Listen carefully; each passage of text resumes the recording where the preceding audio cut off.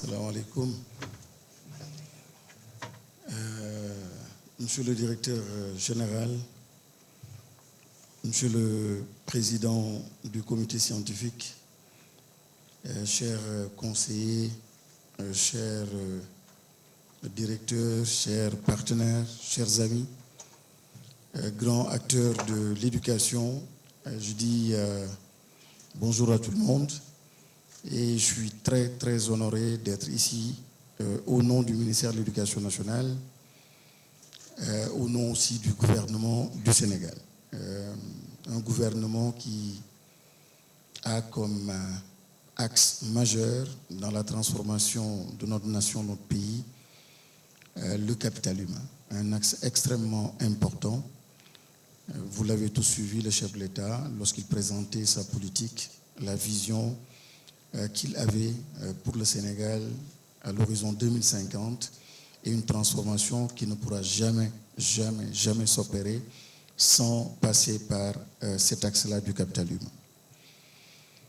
Mais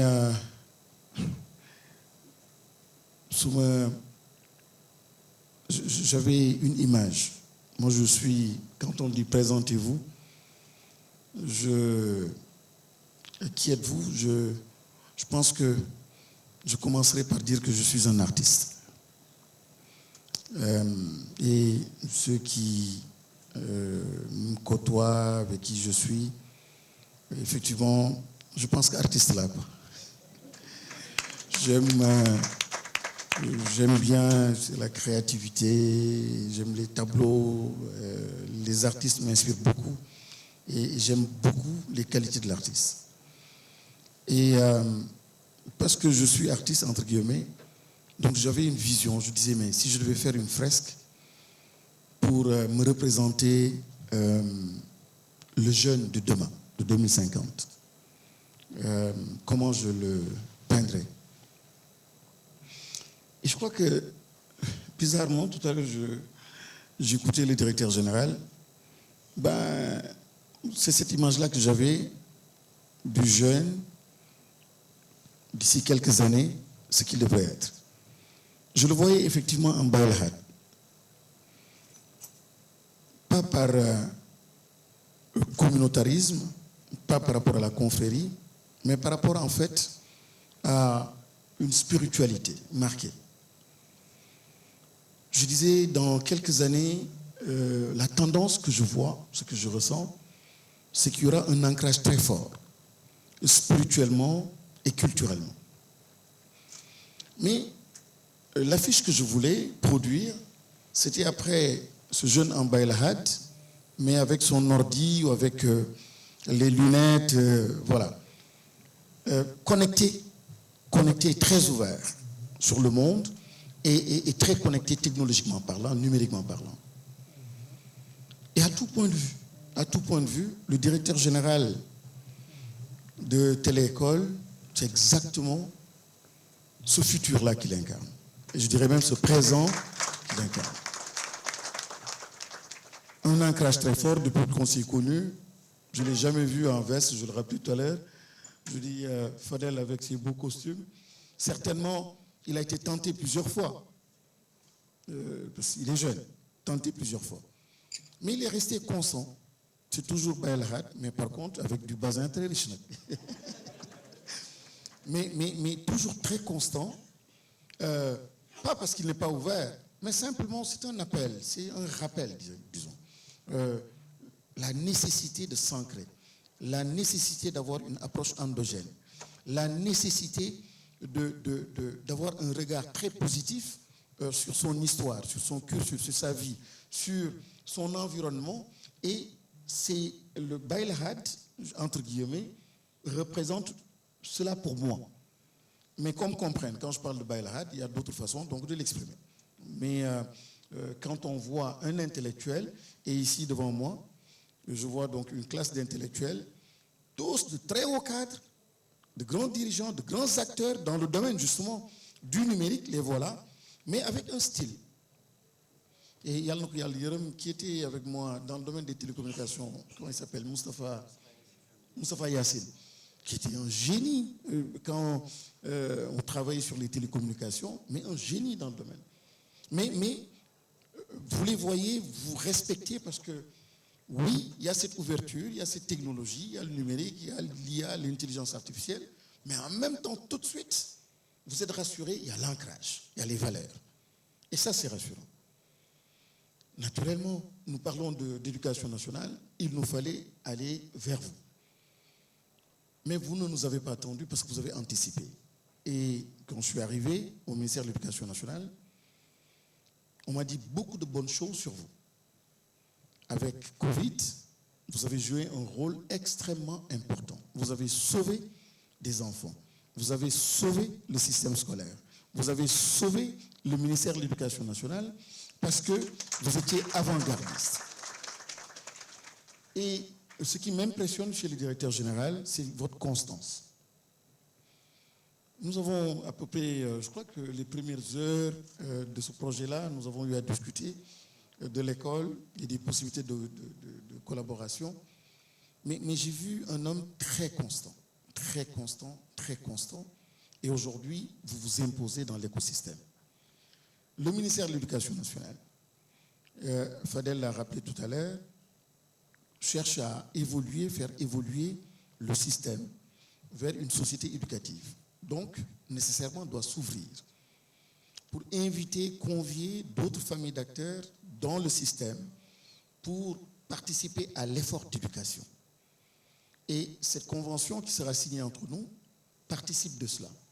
Les enfants ont besoin de cela, le système en a besoin, la nation en a besoin, et le numérique, la transformation numérique de ce pays, hier d'ailleurs, en Conseil des ministres, c'était un des sujets qui était abordé par le chef de l'État.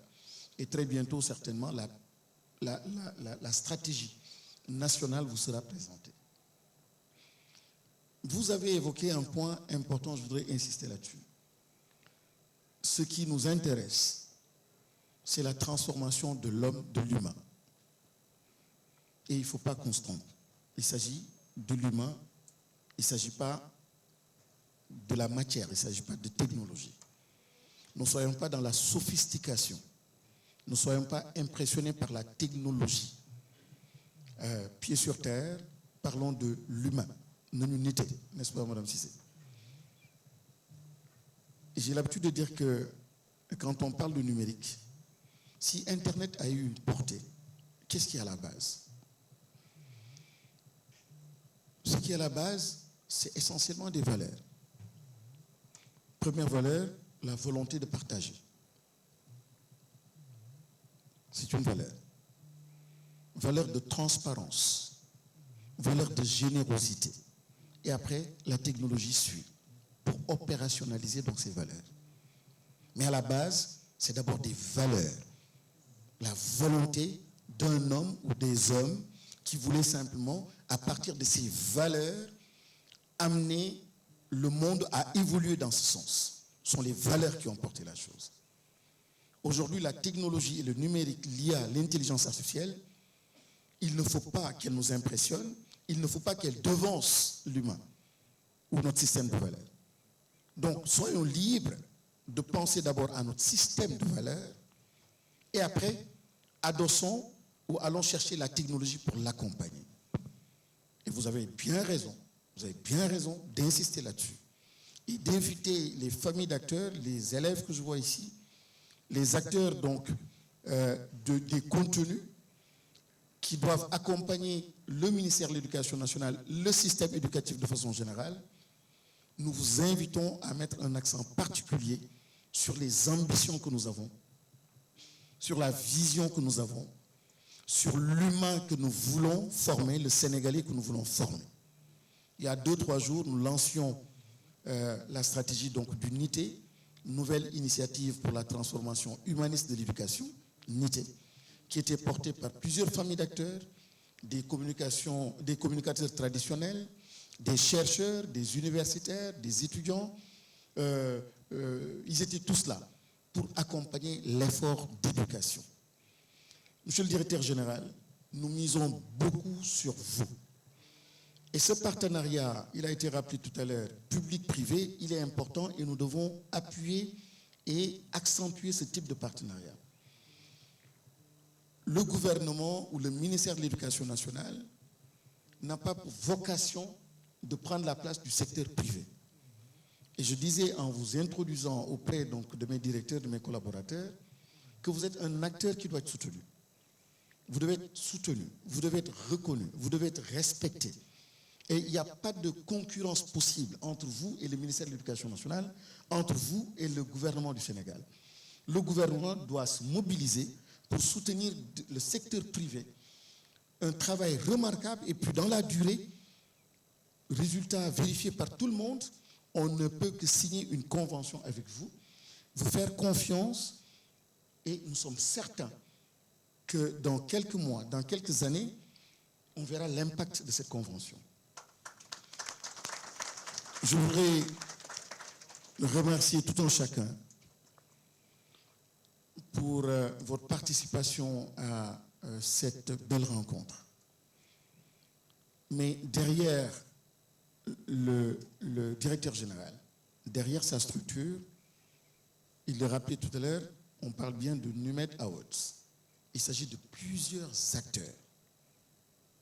Je salue en passant les secrétaires généraux des syndicats. Ça me fait plaisir de les voir dans cette salle. Donc il s'agit de plusieurs familles d'acteurs. Ce que nous disons du directeur général, nous le disons aussi à l'endroit de tous ces acteurs. On ouvre les portes du ministère de l'Éducation nationale. Nous voulons que les Sénégalais participent à l'effort d'éducation. En parlant des médias, nous comptons beaucoup sur les médias pour le portage. Wax deug baxna wante def deug mo gën. Tout le monde chante, l'école c'est important. Tout le monde le dit. Mais dans le quotidien, ce n'est pas évident. Et en commençant par moi. Pourquoi je le dis? J'avais invité un partenaire très important, de prestige. Il arrive. Moi, j'ai abandonné mes enfants. J'ai abandonné tout. J'ai même pas mangé. Et j'étais au service du partenaire. J'arrive en courant. Il me dit, Moustapha en anglais, désolé, mais on sera obligé de reporter notre rencontre à demain. Je dis, mais il y a mort d'homme?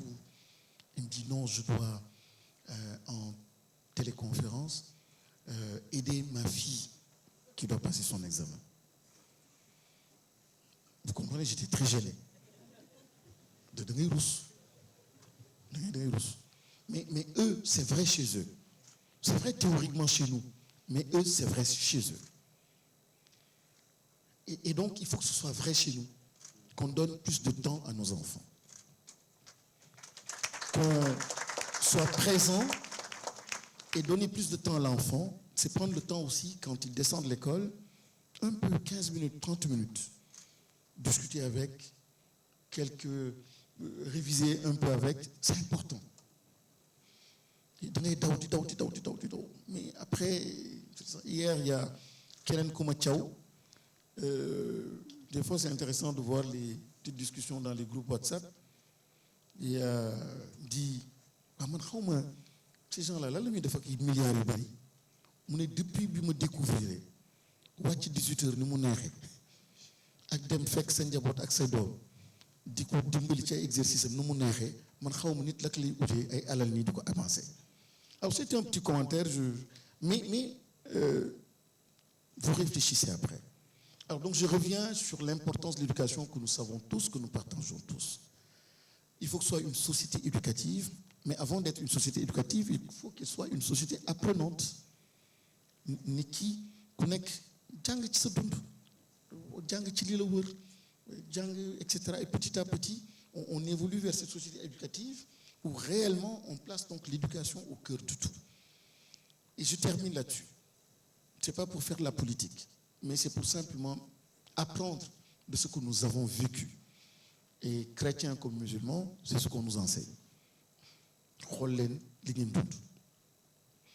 Ce qui s'est passé au mois de mars ici, ni technologique, ni académique, rien, mais c'était une question de valeur. C'est-à-dire des hommes, qu'on soit pour ou contre, c'est pas ça le débat, mais qui ont mis en avant des valeurs telles que le courage, la résilience, la constance dans un combat, que des valeurs. Ce n'était pas de l'argent, ce n'est pas des armes, que des valeurs. Et ces valeurs ont permis d'avoir quelque chose au nom de la nation et qui fait la fierté des Sénégalais, la fierté même de l'Afrique. Mais à la base, on remarque bien que ce sont les valeurs qui ont porté. Donc j'insiste beaucoup sur cette dimension-là, en connectant ces valeurs à ces possibilités immenses que nous avons, naturellement, nous allons donc transformer nos nations. Mais j'avais dit que je terminais, il y a toutes les secondes. Et je vais un peu rebondir sur une petite discussion que j'avais tout à l'heure avec mon ami Mohamed Diop. On parlait de l'IA, l'intelligence artificielle. Et certainement une question, un sujet qui intéresse les parents et qui intéresse le système éducatif. On parle de numérique, on parle donc de ces changements-là. Et on dit, parce que l'enfant, avec son portable, il interroge, il a tout. Donc, il remplace son téléphone, remplace l'enseignant. Alors, faut-il, et ça je m'adresse à mes amis syndicalistes, et d'ailleurs, Mohamed, il faut qu'il y ait un problème avec moi, il faut une grève, préavis de grève, contre Mohamed qui disait que peut-être que le nom même de l'enseignant va changer. Le nom même de l'enseignant va changer. Et c'est une réflexion, il faudrait qu'on y pense. L'enseignant peut-être sera coach. Il sera appelé autrement. Mais ce qu'il enseignait à l'enfant, aujourd'hui, l'IA lui donne cela. Alors, à quel niveau, comment évaluer maintenant cet enfant? Évaluer cet enfant, comment s'adapter par rapport à cette situation? Grande question, point d'interrogation. Et je donne l'exemple d'un de mes chauffeurs qui n'avait même pas le CEP et qui est venu donc, dans une de mes fermes avec son téléphone, à partir donc d'une application, clic, photo, hop, on a le nom donc de l'arbre, nom scientifique, les vertus de l'arbre, ainsi de suite. Alors que ça, à l'époque, il fallait aller en maîtrise à l'université Cheikh Anta Diop, et quand vous donnez le nom de l'arbre, on dit qui dîne là, qui m'ont aïe. Mais aujourd'hui, quelqu'un qui ne va même pas à l'école, il va l'avoir, il n'y a pas de problème. Mais l'IA, comme on le disait tout à l'heure, va peut-être inspirer, ne prendra jamais peut-être la place de l'homme. Mais Mohamed me dit, attention, il risque de prendre même la place de l'homme. N'est-ce pas, Mohamed? Et me donner l'exemple d'une discussion, je peux en parler, d'une discussion qu'il avait avec son épouse qui est gynéco. Alors, il a raison, là tu m'as fait peur aussi. Il dit, mais ton job va disparaître. Hein?